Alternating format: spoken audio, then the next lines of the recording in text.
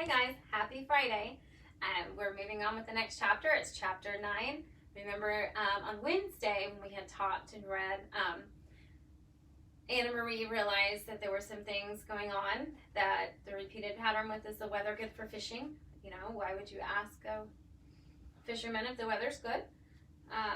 And also that she was certain she'd never heard of a great Aunt Bertie before, that she really liked listening to her mom's stories, and she said there was never a great Aunt Bertie. So we are going to read another chapter, and I'm going to have a little bit of, I'll stop and pause and explain a few things, and then we'll have your response this week is on Flipgrid as well. You can write it in your journal and then submit it on Flipgrid, or you can just submit it on Flipgrid. It's up to you. So chapter 9. And on this first page, there's some figurative language. See if you can find it. Chapter 9. Why are you lying? Ooh. Anna Marie went outside alone after supper. Through the open kitchen window, she could hear Mama and Ellen talking as they washed the dishes.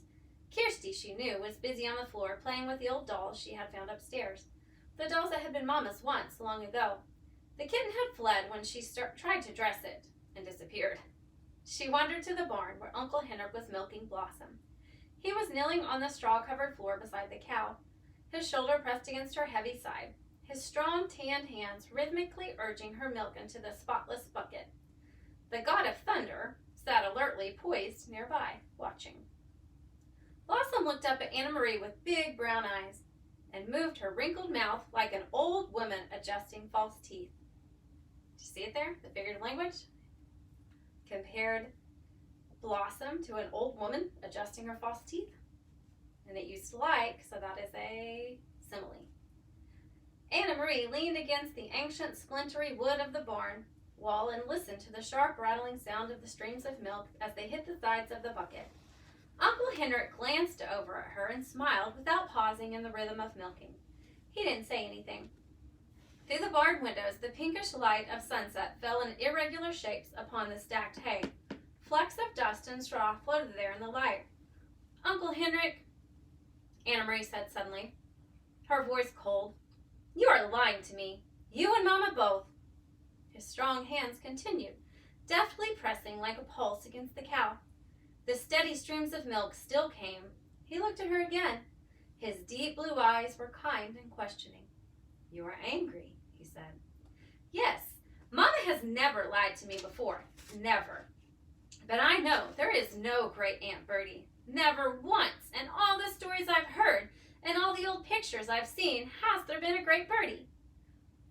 Uncle Henrik sighed. Blossom looked back at him as if to say, almost done. And indeed the streams of milk lessened and slowed. He tugged at the cow gently but firmly, pulling down the last of the milk. The bucket was half full, frothy on top. Finally, he set it aside and washed the cow's udder with a deep, damp cloth. Then he lifted the bucket to a shelf and covered it. He rubbed the cow's neck affectionately. At last, he turned to Anna Marie as he wiped his own hands with a cloth. How brave are you, little Anna Marie? Little Anne Marie, he asked suddenly. I wonder why he asked that question. He asked, how brave are you?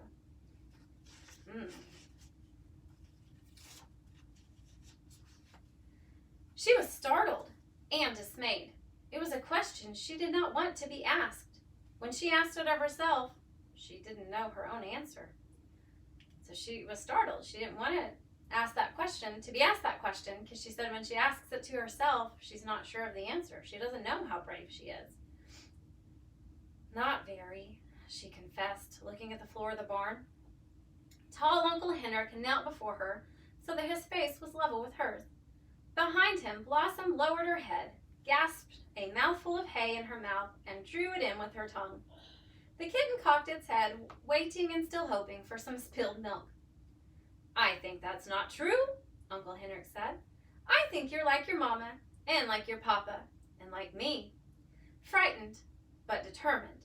And if the time came to be brave, I am quite sure you would be very, very brave.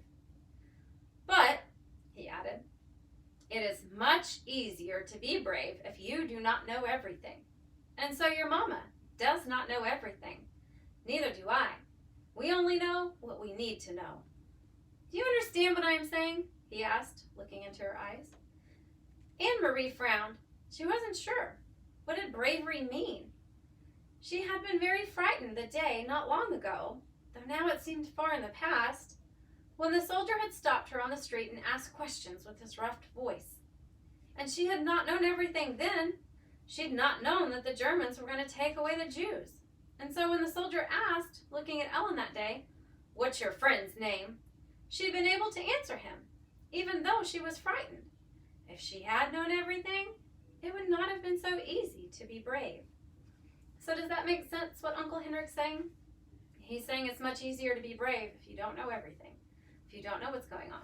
And then Anne-Marie goes back to the story of when her and Ellen were running on the street and the soldier stopped them.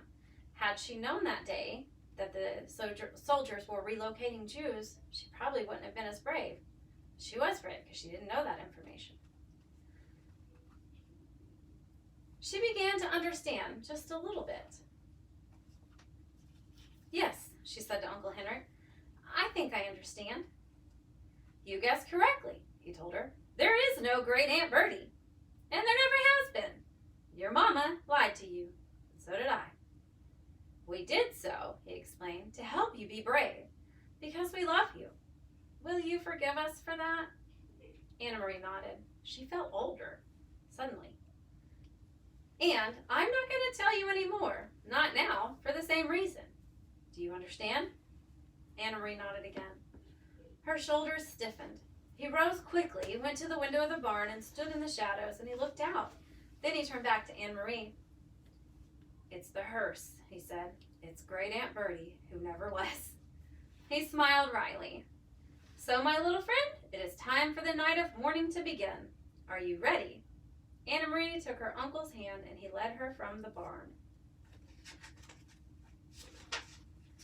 The gleaming wooden casket rested on supports in the center of the living room and was surrounded by the fragile, papery flowers that Anne-Marie and Ellen had picked that afternoon.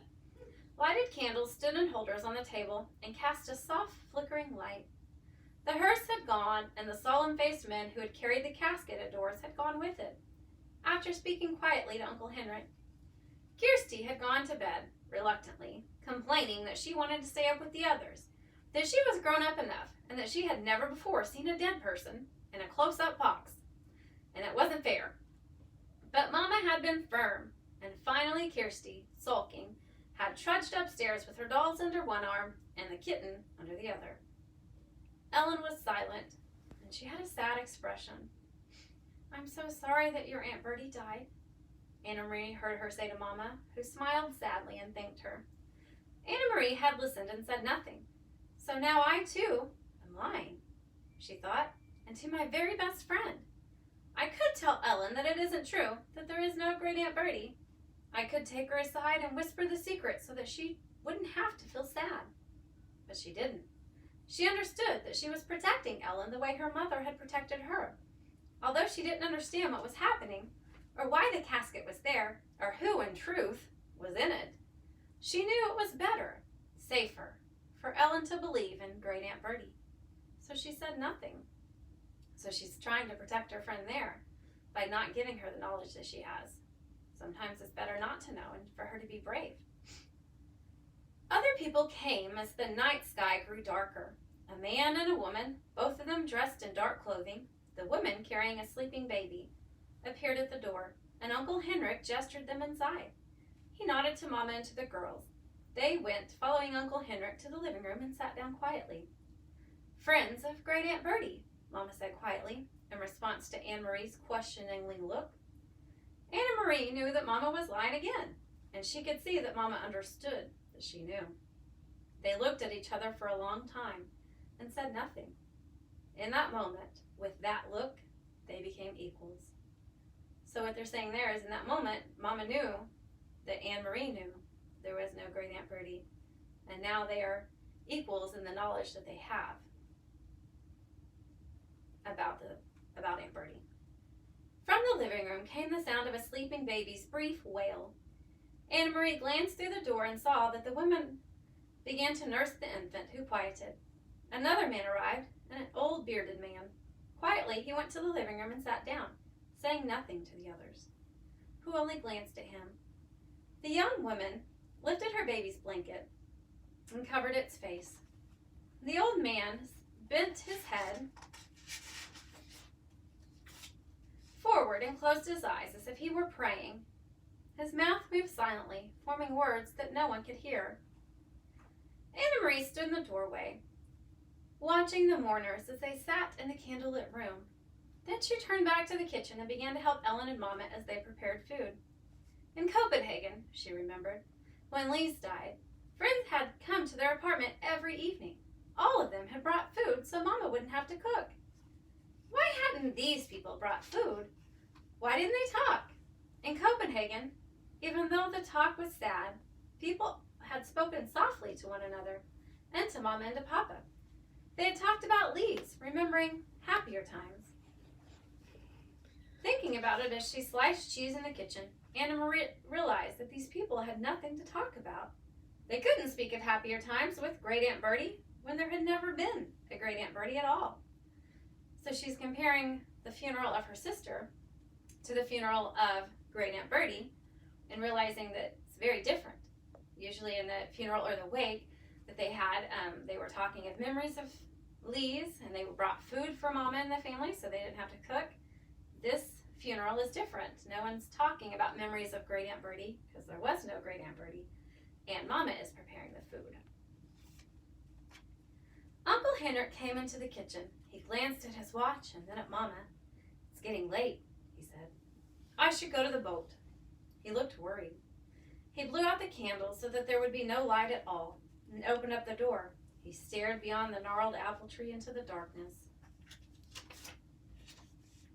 "Oh, good. Here they come," he said in a low, relieved voice. "Ellen, come with me." Ellen looked questioningly towards Mama, who nodded. "Go with Henrik," she said. Anna Marie watched, still holding the wedge of cheese firm in her hand. As Ellen followed Uncle Henrik into the yard, she could hear a sharp, low cry from Ellen, and then the sound of voices speaking softly. In a moment, Henrik returned. Behind them was Peter Nielsen. Tonight, Peter went first to Mama and hugged her. Then he hugged Anne Marie, and he kissed her on the cheek. But he said nothing. There was no playfulness to his affection tonight, just a sense of urgency, of worry. He went immediately to the living room and looked around and nodded at all the silent people there. Ellen was still outside, but in a moment the door opened and she returned. Held tightly like a little girl, her bare legs dangling against her father's chest, her mother was beside them. So Ellen's parents are there. They are there. They came with Peter Nielsen to Uncle Henrik's house for Aunt Bertie's funeral. So Ellen's got to feel a little relieved right now that she gets to see her mom and her dad, and they're reunited. So your question for today, and you can write it on your paper and submit it on Flipgrid, is why are all those people gathered for Bertie's funeral? Because now they even have Peter and Ellen's parents are all gathered there for a funeral of a person that never existed. So go ahead and write that and submit your answer on Flipgrid, and I hope you guys have a good weekend. We'll see you next week. Bye.